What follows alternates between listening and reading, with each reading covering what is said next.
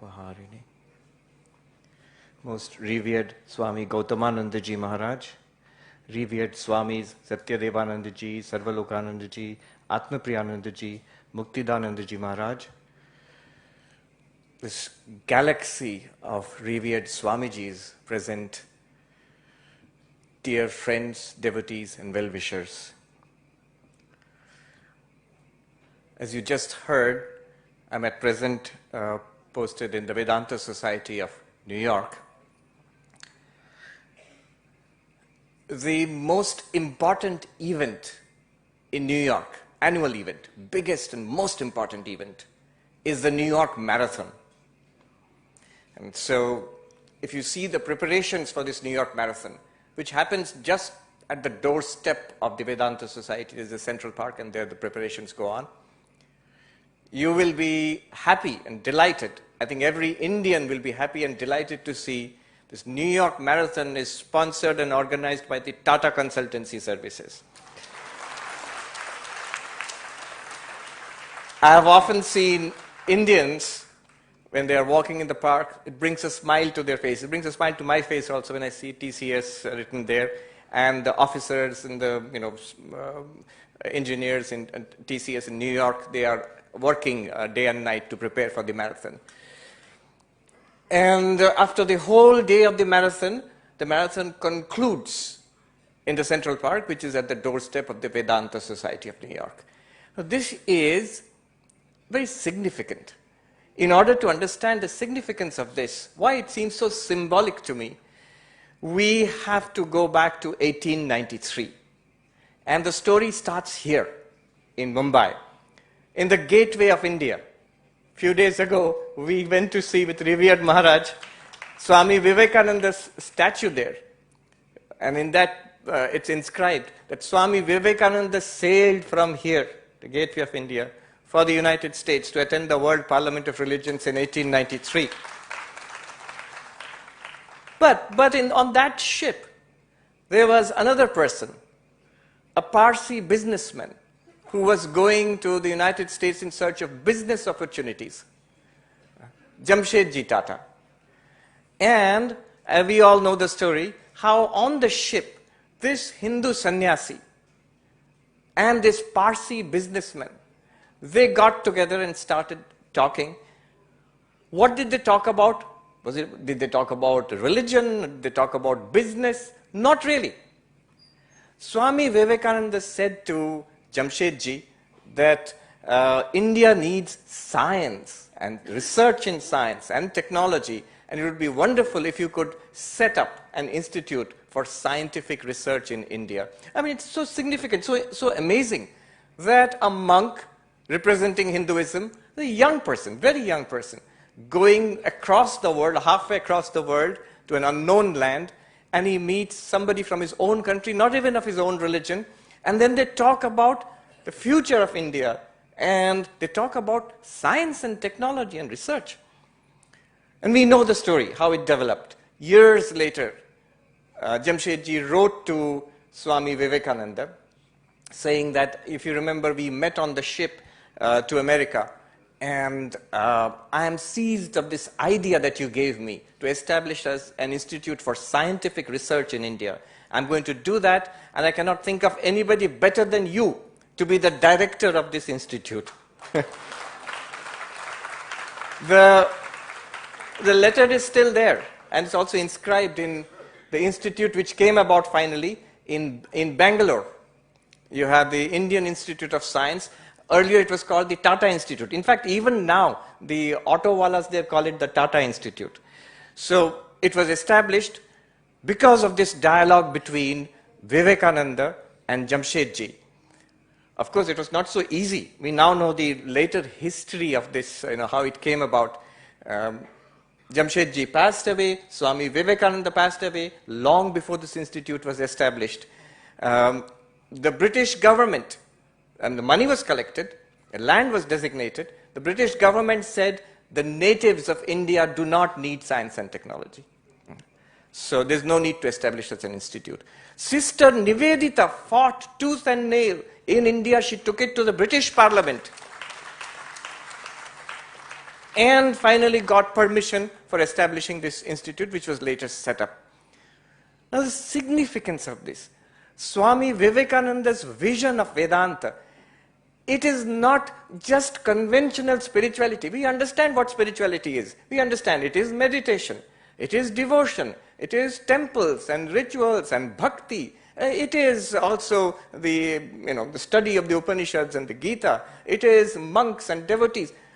But Swami Vivekananda extends this Krishna Math and Ramakrishna Mission here in Mumbai. This year we are also celebrating the 125th year of the Ramakrishna Mission itself. This is another aspect of Swami Vivekananda's vision for Vedanta. See, it again goes back to the United States. One day he came home to the place where he was staying and said to his hostess, an elderly American lady, he said, "Madam, today I have fallen in love." And the lady was a little amused. She said, "Who is the lucky woman?" And Swami Vivekananda laughed and said, "Oh, it is not a lady, it is organization." Fall in love with the idea of organization. See, when I went to the United States a few years ago, people asked me, both in the United States and here, that when you went to the United States, what is it that struck you? What is that you found to be different, new, surprising, intriguing? And these days, there's nothing so new or different or, I can imagine 40, 50 years ago, when we went from the India to the United States, we would see something different. It would be very interesting. But nowadays, because of, the whole world linked together through media and internet and all, we know what's there. We see it in magazines and newspapers, on internet. We see it. So what is so new about it? But there is one thing which I found new, which we cannot see here if we go there and stay for a certain amount of time and we observe American society, something which is very inherent there. The power and the knack of organization. I remember I was there, I was initially posted to our Vedanta society in Hollywood. Somebody asked, why in Hollywood? Why do you have an ashram in Hollywood? Swami Prabhavanandaji, the founder, he used to say, we were here before Hollywood became Hollywood. So, but what I noticed was, an interesting feature I noticed there was that at every level there was an informal or formal organization. So in the Hollywood, what in Bengali we would call para, ilaka, that's that particular area, the community. For every problem, they would get together. There would be a community meeting, whether you're a member of an ashram or an apartment building, whoever you are, meeting will be there. Is there a problem of drug addicts? Is there a problem of criminals? Is there a problem of littering? And the mayor's office has to send a representative. The police commissioner has to send a representative, and they will do what the community wants them to do. See the power of organization. And this is what Swami Vivekananda saw there in Western society, in American society, more than 100 years ago when he went there. He saw this power, and therefore he translated it into these organizations which we now know as the Ramakrishna Math and the Ramakrishna Mission.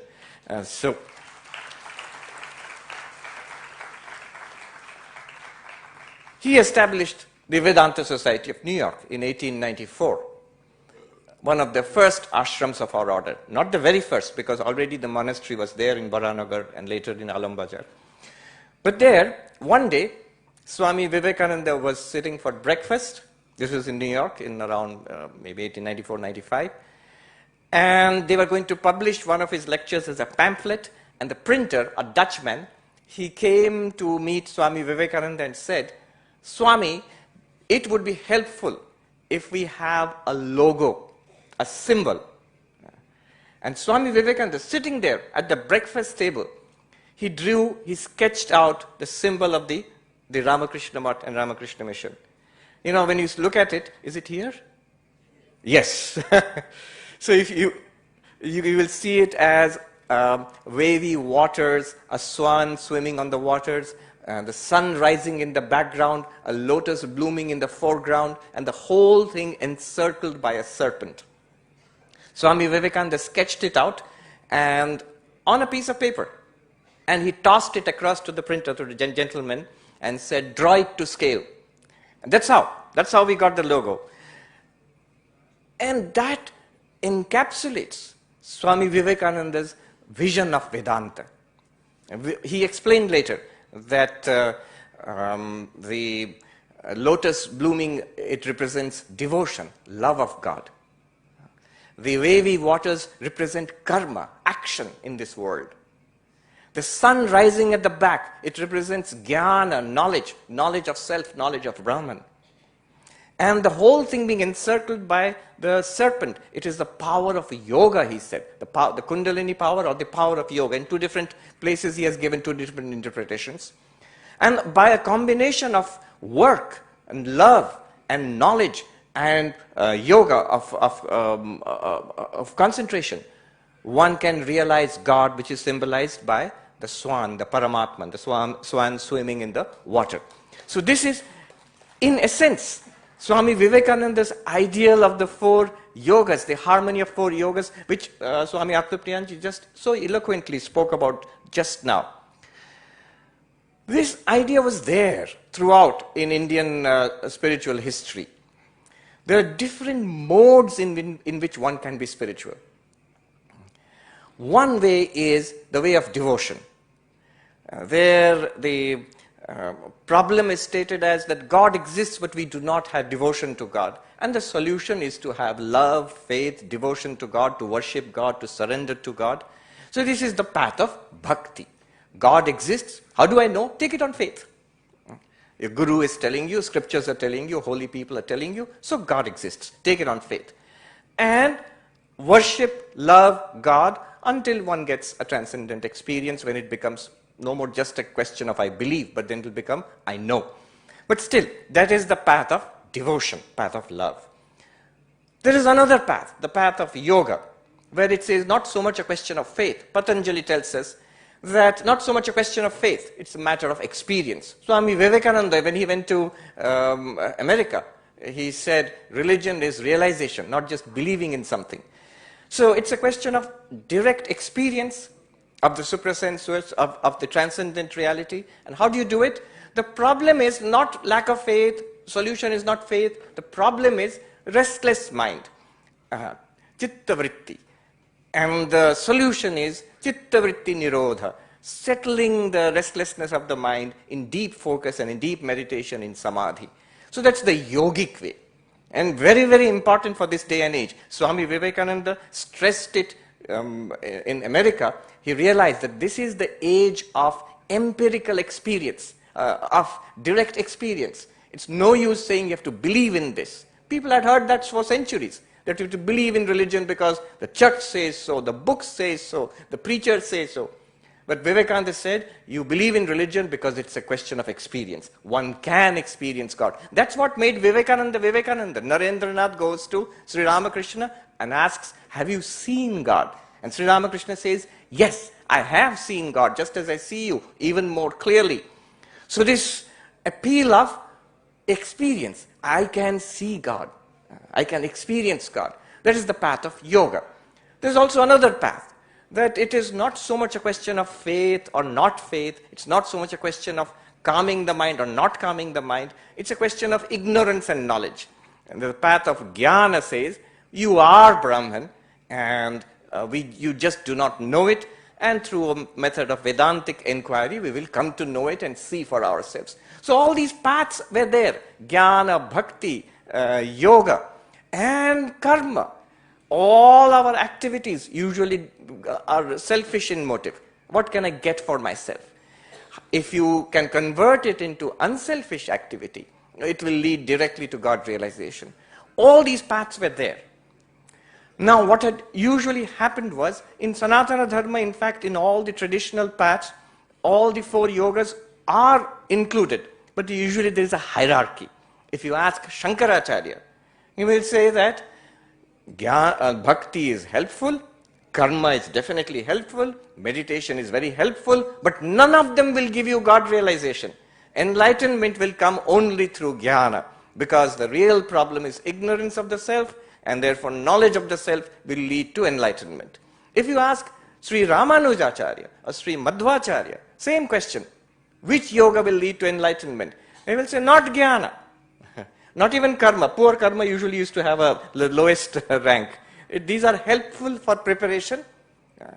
But devotion, bhakti alone will lead to God realization. And all of these are true. Sri Ramakrishna gives his stamp of approval to all these paths, having practiced each of them in turn and realized the same truth. He said, Jato mat tato path. As many faiths, so many ways to God realization. And Swami Vivekananda, he made a formula of the harmony of the four yogas. It is not that one yoga alone will lead to enlightenment and all the others are preparatory. But all of them can individually. Vivekananda says very clearly, individually, by one or more or all of these, one can attain to God realization. By the path of jnana, yes, certainly. By the path of bhakti alone, yes, certainly. By the path of meditation alone, yes, certainly. Even by the path of just selfless work, one can attain to God.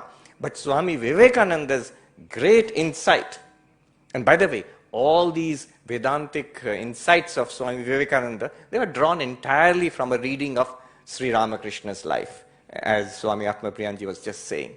Swami Vivekananda's great insight was, it is much more powerful to combine the four yogas. It is much more safe to combine the four yogas. It is much more wholesome to combine the four yogas. So he said, by a combination, by one or more or many of these, or all of these paths, by devotion, by service, by psychic control or meditation, and by knowledge. In fact, he used the word philosophy. By philosophy, by one or more or all of these, attain to God realization. So this harmony of the four yogas, without any hierarchy, that's represented by that amazing diagram, that logo which Swami Vivekananda drew on the piece of paper at the breakfast table, and he tossed it across the table, and he said, draw it to scale. Another aspect, insight, I will mention. We talk about, 11th September 1893, the World Parliament of Religions, and Swami Vivekananda, his message in Chicago, the World Parliament of Religions. That's how we know Vivekananda. That's how we understand 11th September. But in New York, if you say 9/11, it means something else. In New York, 9/11 is tantamount, is identified with religious fanaticism, not with liberality. It is identified with violence, not with peace. And this happened more than 100 years after Swami Vivekananda's historic speech in Chicago, on the same date. So, it's just a coincidence, but it's a stark reminder of the continuing relevance of Swami Vivekananda's message of the harmony of religions. Us in this country, as Indians, and especially as Hindus, because for us it seems evident, it's of the spirit of Hinduism, that there are many different ways of being spiritual. There are many different forms in which one may worship God. It is for us devotees, followers of Sri Ramakrishna, it is evident. It's something that we accept easily. For us, Hindus in general, we accept this easily. You will be surprised. I have seen it again and again, a peculiar narrowness about religion. It persists till this day. Even among the most, advanced countries, in the United States I see it all the time. Either people are very liberal, they don't care about religion at all. You practice whatever, it's fine. Why? Because all of it is wrong anyway, or I'm not interested. That's one kind. And many people are there like that. But there are others where it seems to be, the feeling seems to be, if you are seriously interested in religion, you have to be narrow.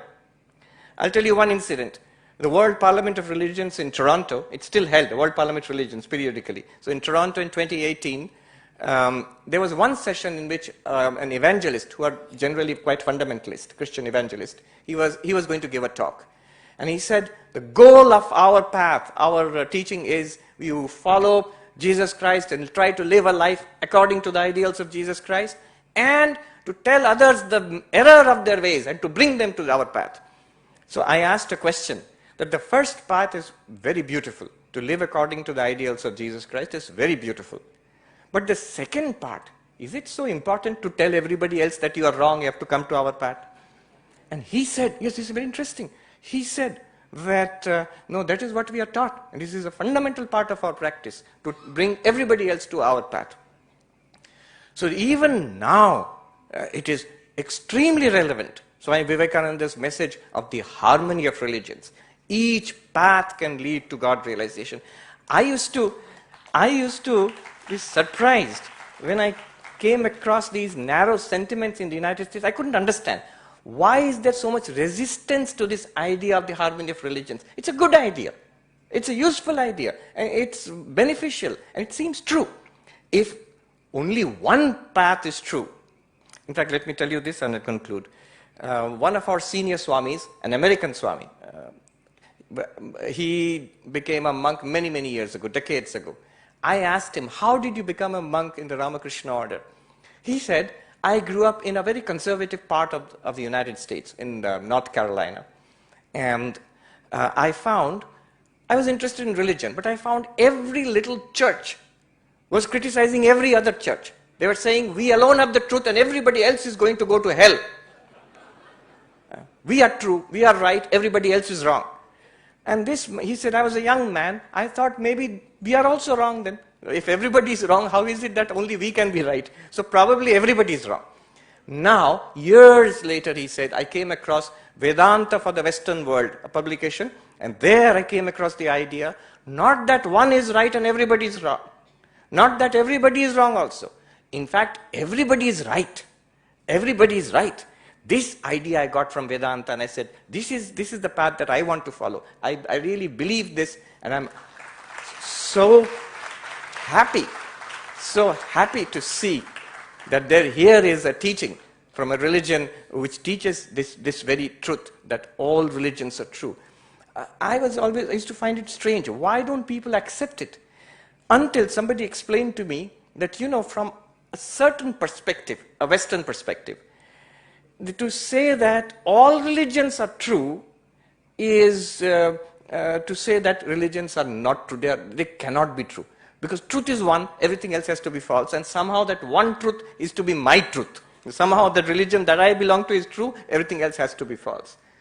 So when they are introduced to this idea that all of these are paths leading to one truth.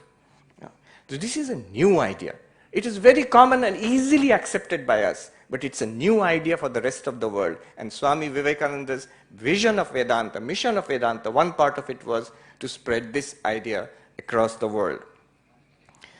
I have run out of time, so I'll conclude by saying I pray to Sri Sri Thakur, Ma and Swamiji to bless all of us. May we imbibe these very powerful ideas. There's a saying, there is nothing so powerful as an idea whose time has come. And the time of Ramakrishna and Vivekananda has come. And it is spreading across the world, and it will do so more powerfully in the centuries ahead. Let us imbibe these ideas, become blessed ourselves, and let our lives be a blessing to others. Thank you so much. Thank you.